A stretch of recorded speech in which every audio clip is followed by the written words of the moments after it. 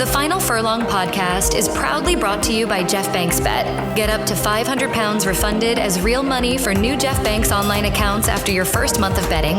Use promo code FFP500 at jeffbanks.bet. And by BetterHelp. If you're thinking of starting therapy, give BetterHelp a try. It's entirely online, designed to be convenient, flexible, and suited to your schedule. Our listeners get 10% off your first month. So give online therapy a try at betterhelp.com/FURLONG. I am thrilled to be joined by one of the most accomplished and successful jockeys that the sport has seen over the last couple of decades, who unfortunately was cruelly denied continuing his outstanding career due to injury. Aidan Coleman, welcome back to the Final Furlong. Thanks, Emmet. Yeah, no, thanks for having me. Yeah, very flattering introduction there. Former jockeys, still getting used to hearing that, but yeah, that's the way it goes, and onwards and upwards, as they say. Yeah, I hate saying it. Multiple Grade 1 winner, multiple Cheltenham Festival winner, Aintree hurdles. You had an incredible career. But I talked to you about your retirement before. It is, though, interesting to just catch up with you. We're into the first full season that you now know you are not going to be a jockey. How are you adjusting to that? It's tricky. I'm still looking for kind of what's next. Kind of helping out my brother a lot in the mornings and trying to keep busy that way. But I suppose the pace of life of a jockey, as relentless and all as it is, it's, I got so used to it. I'm kind of out of sync with my life now, and I'm kind of a lot quieter and still looking for something to do and not really kind of used to this pace of life. Kind of relocated back to Ireland as well, which is great to be home and all that. But it's just very different. Like this time last year, although I was injured, I was still a jockey. And when I announced it in last April, it's kind of like you lose your identity, and it's like, yeah, that's your last 20 years. That's your kind of ID gone now, and you need to find your next step. And some people are lucky and they fall into what's next and have loads of stuff going on. I very much didn't. And yes, I'm still okay though. We're getting there. Well, welcome back home, first of all.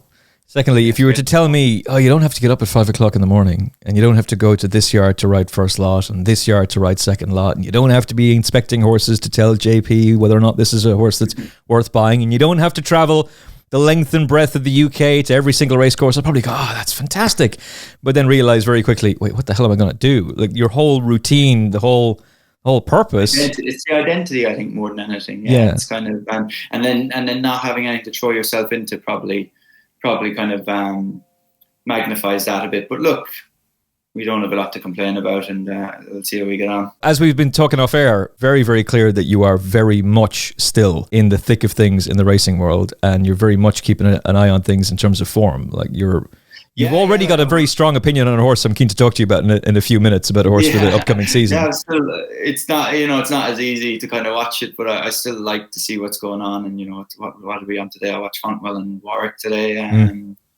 So it's nice. Look, the sport's been good to me, and I got into it because I was a fan of it and I love it, and that hasn't changed. Obviously I'm trying to do something at the other side of the a different kind of angle now, but it's. I'm not going to turn my back on the sport. Well, one of the things you are going to do is give fans the opportunity to get more insight from Aidan Coleman, direct access to you, your thoughts on racing, your thoughts on the new horses that are coming through, your thoughts on the existing horses that are coming through.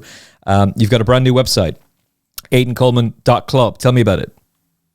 Yeah, look, I was approached about it, and it was just kind of an idea I really liked, and it was something like, I could really throw myself into this, because it's like talking about racing, which I enjoy doing, and it's not a chore for me to watch racing and watch the results and all that. If people wanted, you kind of pick your brain on horses past, present, future, or rides past, present, future, or anything really, just an opinion, isn't it? I've never been shy with mine. I'm quite happy.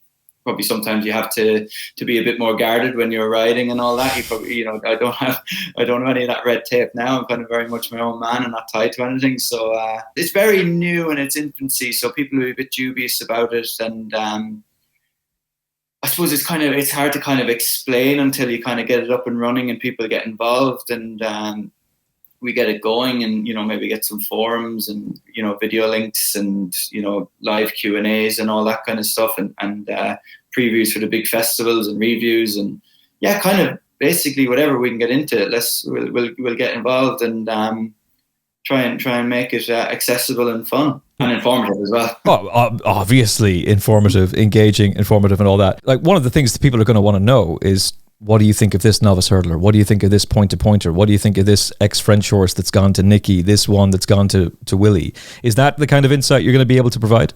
Yeah, like anything really. Do you know what I mean? They're all questions, you know, and you have access to me. You know, the questions will get to me, and I'll see them like myself. I'm looking at them. You know, they're all coming to me. If I can't answer them, or if they're not really, you know, that's fine. But like you know, basically whatever's there, you know. And I think I like to think it's the other stuff. You know, you got all them, which is fine. You know, if you look at one of, you know, like Nicky's stable tour the other day, just for an example, you know, you'll see 100 quotes for all these good horses. It's probably something you might see today at Fontwell finishing 5th or 6th in the bumper or something like that. or if someone had a few quid on something that finished 5th or 6th or something, like, you know, do we keep the faith or do we go again, or what do you think happened, or what do you think of this horse or that horse? Basically anything really. You know, there's no set plan, if you know what I mean. It might be easier if there was a set plan, but it's kind of, because it's very new and not really been done before, we're all kind of in it together, and I'd be just quite keen to, you know, give as much as I can as possible, you know.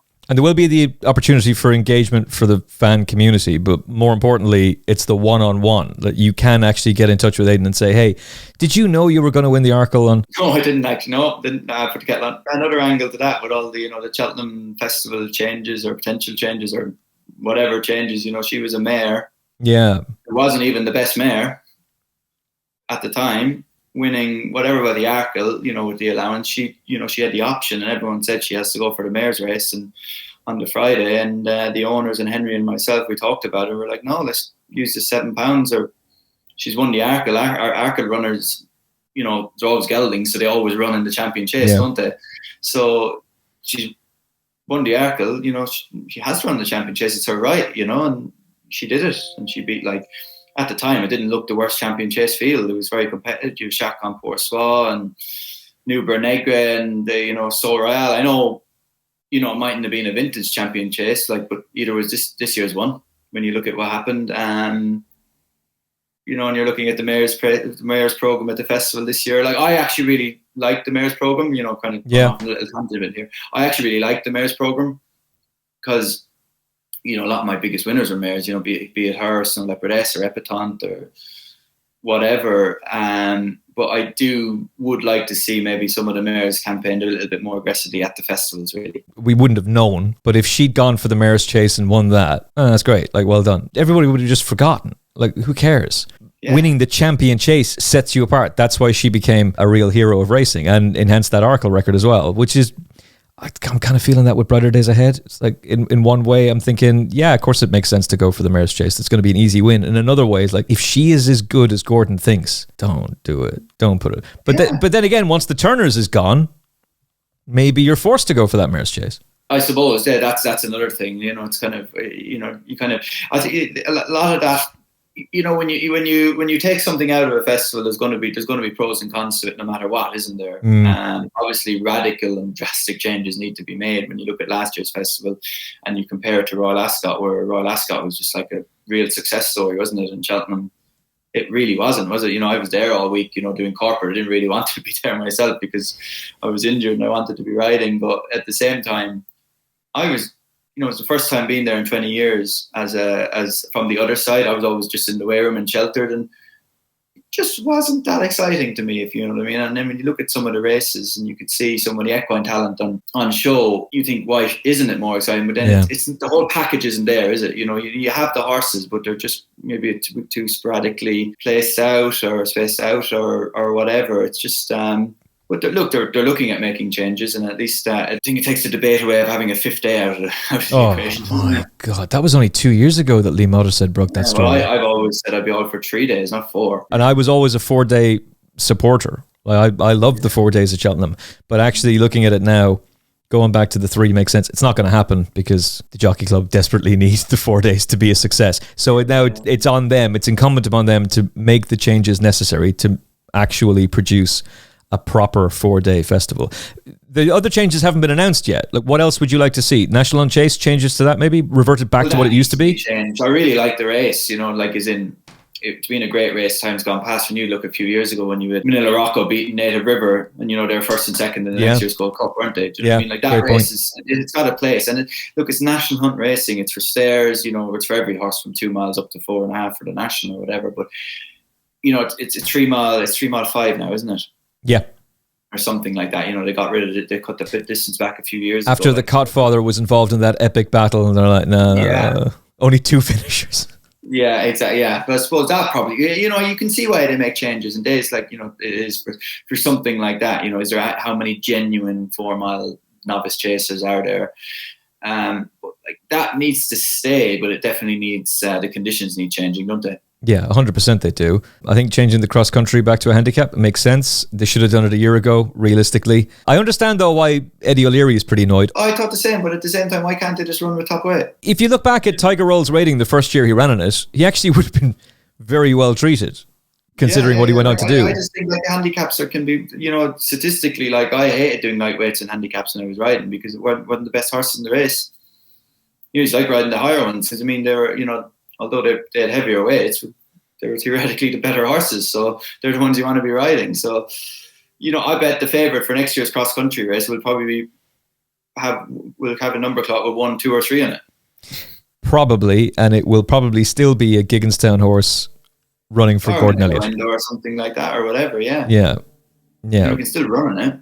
Just because you're going to be carrying lumps of weight around. I remember being at a Cheltenham preview. This is years ago, like we're talking over 20 years ago, I'd say, and he may not have this opinion anymore. In fact, he may very well have completely changed his opinion, but Ruby Walsh was saying people make way too big a thing about weight. He was joking, have you seen the size of staying chasers? Like, they can carry the weight. It's not really about the amount of weight you're carrying, it's about the class the horse has. Well, if you look some mornings, I'm not saying like people are lots to just say from half an hour to an hour, maybe someone lots in the yard in the morning with saddles, and when rain comes in Ireland and England and all that with weight, they're probably carrying 15 stone for an hour every morning. That's why can't they carry 12 for 8 minutes? I've never heard anyone say that before. But they're out every morning, and they're out the same tomorrow morning. 5 lots of people riding out, and even if they're small people, when you've got their boots, their jodhpurs, their body protectors, their jackets, their underwear, everything on top, their helmets and everything. And then that's the heavy pads, the heavy saddles that we way heavier than racing stuff that they're riding out with every morning. That's a lot of weight. It adds up. This is the kind of gold insight you can only get at aidancoleman.club.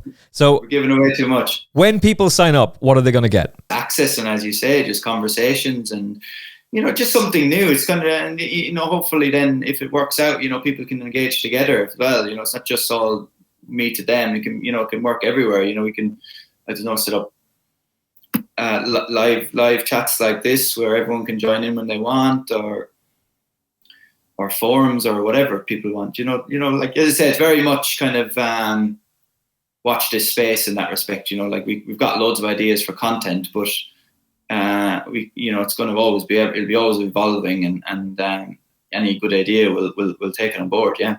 And you've got some pretty cool interviews lined up as well. Yeah, we got hopefully some of I met plenty of people in my time, so hopefully we shouldn't be short on guests, and we need it for previews and that. Don't give too much away now. Some of that stuff I think needs to just happen and unfold, but it's going to be really, really cool. I'm looking forward to hearing a lot of that content. aidancoleman.club is where you sign up. It's a lifetime membership. You sign up once, you're signed up. Yeah. It says 10 years, but 10 years and rolling on. I think 10 years was kind of dynamic with how it was set up structurally and all that. And then like, it doesn't matter. It doesn't mean in 10 years I'm gone, I hope not. Well, hopefully not. Hopefully, yeah. It keeps going. Yeah. Hopefully, yeah. Like, it's something I'm looking forward to doing, and I've been used to so I watch racing anyway, so I don't have any homework to do, if you know what I mean. It's not, if I need to be sitting down for hours every day or every week, kind of researching what I need to say, and that, I kind of know what's going on and keep an eye on it. I probably know it slightly more now than I did when I was riding, because you're right, you're very focused on yourself and exactly what you're doing. You didn't really care about the other races in the day you weren't riding in, and whereas now I just kind of watch it all broadly and just see what's going on, and I like, I said I'm a fan of it. Hard to be a fan of summer jumping, to be honest. It's it's not the best watching, but it's getting exciting now. When you look at the Kerry National tomorrow, what a race that is! Oh, now we can't class that as summer jumping. That's a proper that's exactly. A proper race. I mean, we're kind of out of the summer jumping into we're getting into the kind of winter mold now. I know we still have British Champions Day to go, and plenty of good flat races. The Breeders' Cup and the Arc and all that, but. When you look at the Kerry National tomorrow, you're getting excited for the winter, aren't you? Oh, very much so. Don't you know, Aidan, of course, it's the biggest fields in summer jumps racing for quite a few years. I don't know what the hell that tells you. I don't know what that means, quite frankly. I don't really care. The summer jumping... It means too many bad horses to me. Exactly. It's not really something I think we should be celebrating too much. I love flat racing. I'm very engaged in it, but the amount of work you have to do, and I was having a really interesting conversation with somebody else who does an excellent horse racing podcast the other day. And he was saying the same thing, which was kind of giving me a little bit of comfort that it just takes hours and hours of research for the flat racing. And the second the two of us started talking about jumps racing, there was no research. I didn't have a laptop in front of me. It's just like it straight away. It's like, oh yeah, well, Gaelic Warrior for the season. He has to go staying chasing surely. And one of the horses that you and I were talking about last week is ante-post. So I don't know what to make of him in terms of Cheltenham. It just seems like every time he runs there, he regresses off a massive run at the DRF, but then bounces back afterwards. So I want to ask you that question first of all. Does three of the four major festivals is kind of, we're talking about him as an underrated horse coming through, to win the DRF and Aintree, Punchestown, and ran well at Cheltenham. I mean, obviously he's not up to the other form, but fair enough. But and then he's not even probably going to be the most talked about. I've reading about like the King George and what horses are going for. What a race that's shaping up to be, really, isn't it? Yeah. If everyone we're talking about in the last month are running it, it's going to be what a race. But he's one of my exciting second season chasers for the year, really. When you look at what he's done, Gaelic Warrior he didn't blow him apart, but he beat him pretty comfortably in the Grade 1 Faugheen Novice Chase. And I think that most people at that moment just went, oh, well, that's who ante-post is. Like, he's a nice horse, but he's not a proper Grade 1 performer. Yeah. And then he goes and wins the Irish Arkle, stays on well, probably over a trip that's too sharp for him behind the aforementioned Gaelic Warrior, wins at Aintree, and then beats a below par Gaelic Warrior. Paul Ferguson and I were talking about the staying chasers and the 2 mile intermediate and staying chasers in the podcast the other day. We barely mentioned him. We were talking all about Gaelic Warrior and Ile Francais and Factophile and Jerry Calam and how would they all fare in a King George. Why are you so interested in him for Kempton? Why he got beat at Cheltenham, we don't probably trip more than anything. But I just think he's made for Kempton. When I was really kind of keen on that, I wasn't aware that that's kind of faster slows kind of race for the season, really, isn't it? Reading between the lines, and he's going to take a bit of beating there, isn't he? But neither was I, by the way. Sorry? And neither was I. I read that today after I uploaded the Paul Ferguson podcast and spat out my coffee as I was reading it. Oh yeah. So he's going to be really exciting for that. But I just think it's more like the underdog, isn't it? We put the kettle on earlier and we were saying she never got the credit and she won the Arkle and all that, and she was still the underdog all the time she ran. And I just got a feeling this horse that the fact that he's not being talked about for after winning 3 to 4 festivals and winning well, it's funny, really, isn't it? But we'll see. And he's not a horse as a juvenile hurdler or even as a second season hurdler. He's just not a horse that you would look at and go, oh yeah, I can't wait to see him over a fence. And yet, maybe, is there something odd about that actually his size being as smaller is actually helping him? Yeah, I suppose, but that's size within reason. He jumps a fence really good and cleanly, doesn't he? Getting around that, so it's obviously not affecting him at all. And I've never stood into him or that, so I've never, seen exactly what he's like, but it's obviously not an issue. If you can get around Leopardstown, you're fine. The rest of the fences will be no problem. Yeah. And it's just kind of exciting. It's just, there's a few horses like that. It's going to be a good season. Like the champion hurdle market is going to be very interesting up until the Fighting Fifth, until we see what Constitution Hill is left after his ailments of last season. Well, we'll talk more about ante-post on the Final Furlong podcast next week, because you're going to join me for a Horses to Follow podcast for the new jump season. But Constitution Hill, this is one I want to dig in with you very, very briefly before I let you go, because the quotes are out now from Nicky. well, if he'd been running, he'd have been having his dinner statement across the line, blah, blah, he'd have crushed them. And you go on X and you're thinking, like, people are going to love this. It's like, how dare Nicky Henderson? I'm so offended. We need personalities. We need big opinions. I loved it. I absolutely loved the smack talk from Nicky. We need more of this. Yeah, that's great. And look, if Constitution Hill, I'm his biggest fan. I think he's the best horse I've ever seen. He's back to what he was, 18 months ago or whatever now. Oh, I don't think he's beatable. But he had a hard year. And if you look back now, maybe hindsight, the vibes were all bad about him all year nearly, weren't they? Whether he was going to run here or there, even before he worked bad at Kempton and all that. I have a feeling Nicky wasn't really happy. I don't know, and I don't know this. And it's because I was well out of touch last year when I was injured. But it kind of reads like they were just protecting him because they were never really happy with him. And then that work day at Kempton really kind of showed things. Horses don't work that bad in general. With a dirty scope, it's something. It'd have to be a lot worse than that. And then obviously the colic, which isn't good, and the fact he's barely ran in a year. Racehorses need to be galloped and ran and kind of keep their bodies ticking over. So it's no guarantee that he's going to be back to his best. But if he is, then it's his to lose. I don't know either, but something felt very, very off last year. To miss the fighting fifth for the excuse that was given, okay, we can give that a pass. To then miss the international hurdle when you've made a big thing about how you really want a proper Cheltenham champion hurdle trial at that time of year. You're given one specifically, basically, we all know the BHA did that for Constitution Hill, and then you pull him from the race. I know they were saying he had a cough or something. There was some excuse for it.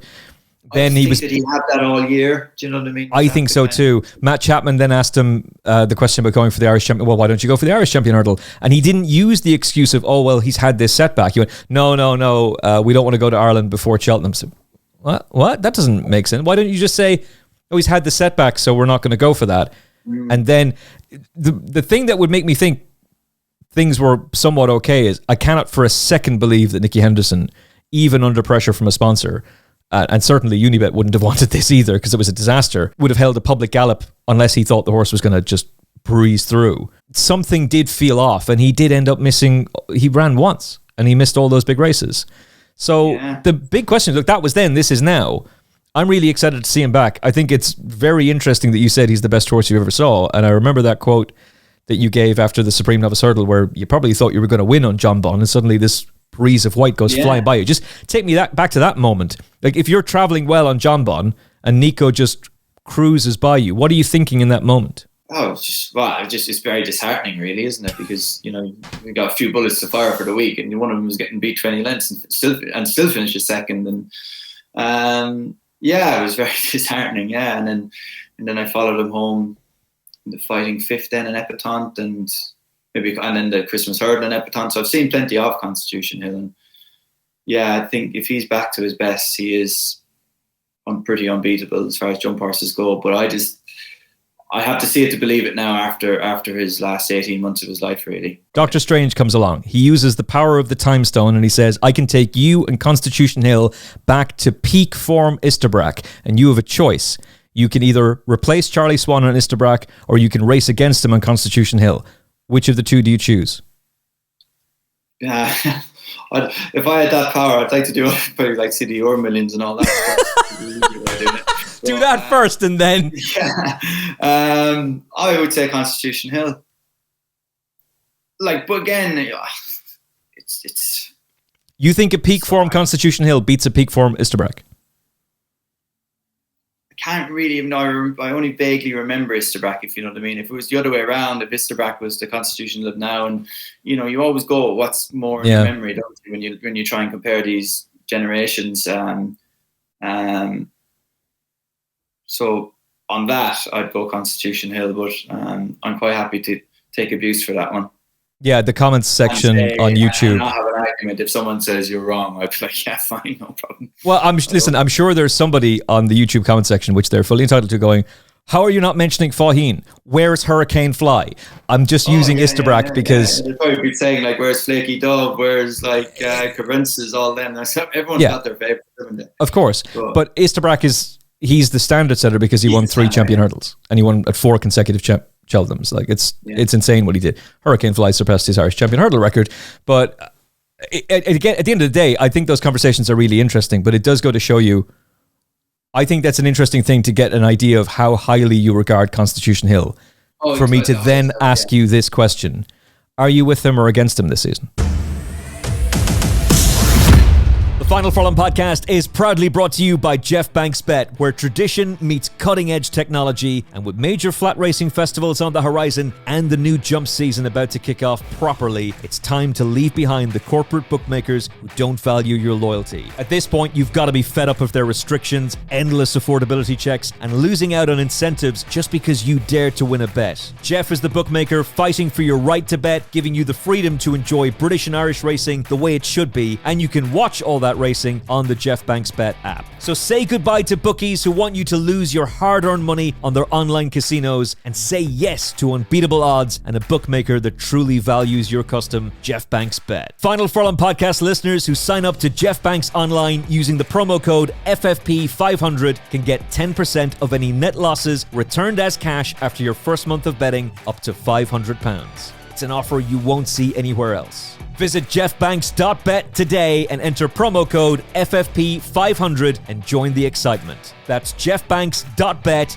using promo code FFP500, because your betting experience deserves more. A paid advertisement from BetterHelp Therapy Online. What are your self-care non-negotiables? Maybe you never skip leg day or therapy day. When your schedule is packed with kids' activities, big work projects, and more, it's easy to let your priorities slip. Even when we know what makes us happy, it's hard to make time for it. But when you feel like you've no time for yourself, non-negotiables like therapy are more important than ever. If you've ever been in therapy, then like me, you know how beneficial it can be. But it's not just for those who've experienced major trauma. It's helpful for learning positive coping skills and setting boundaries. Therapy empowers you to be the best version of yourself. If you're thinking of starting therapy, give BetterHelp a try. It's entirely online, designed to be convenient, flexible, and suited to your schedule. Just fill out a brief questionnaire to get matched with a registered therapist and switch therapists at any time for no additional charge. With almost 5,000 therapists in the UK already, BetterHelp can provide access to mental health professionals with a wide variety of expertise. Visit betterhelp.com/furlong today to get 10% off your first month.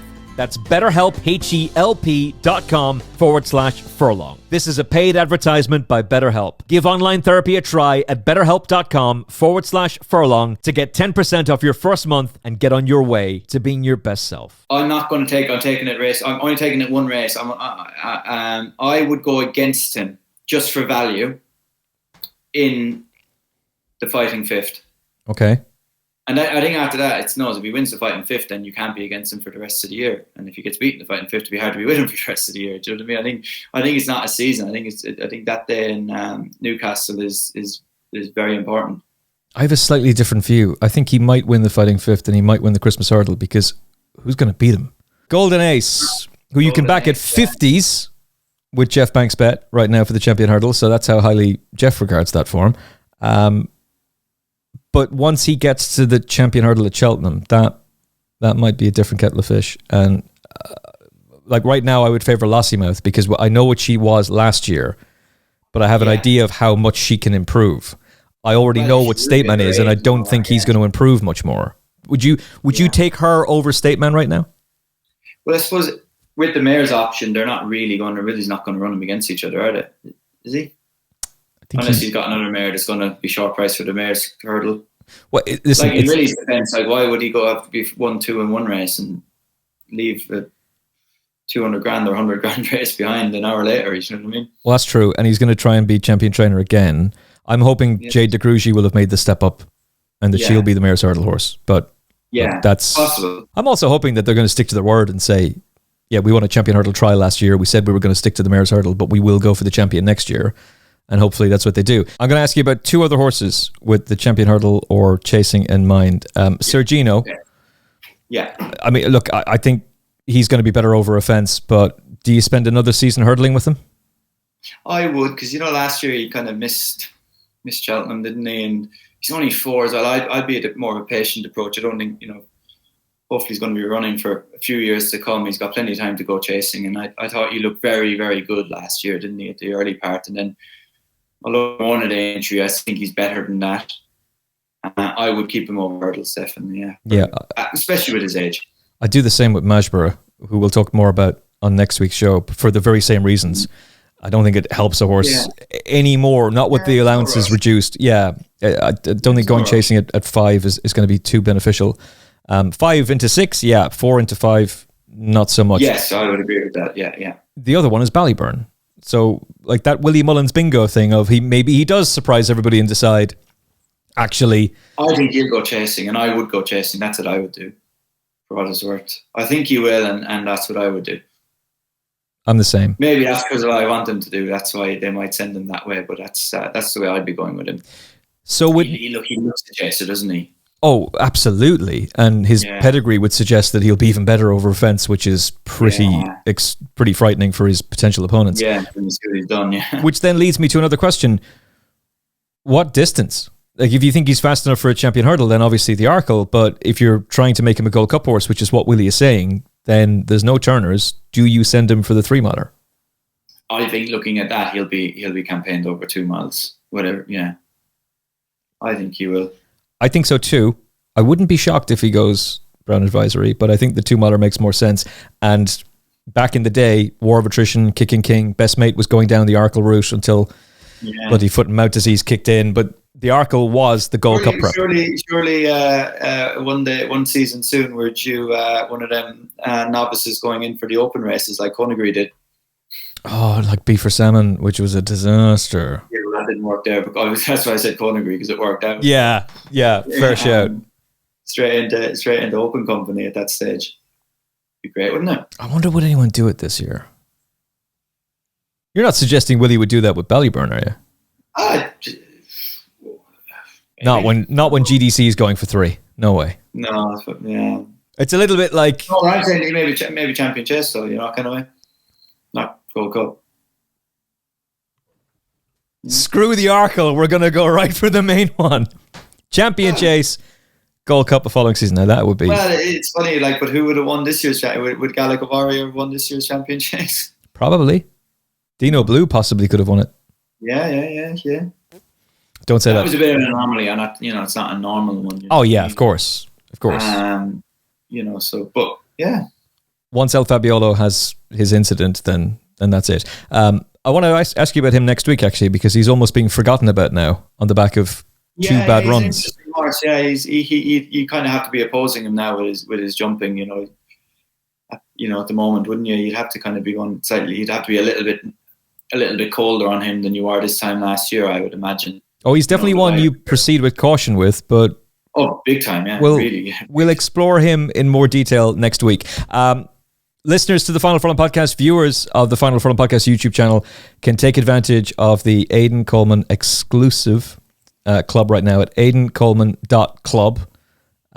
Any further final selling points before we wrap it up? No, just come and join us. I think we insight, crack, and direct access to one of the best that the weighing room has seen, and a thoroughly nice person as well, for that matter.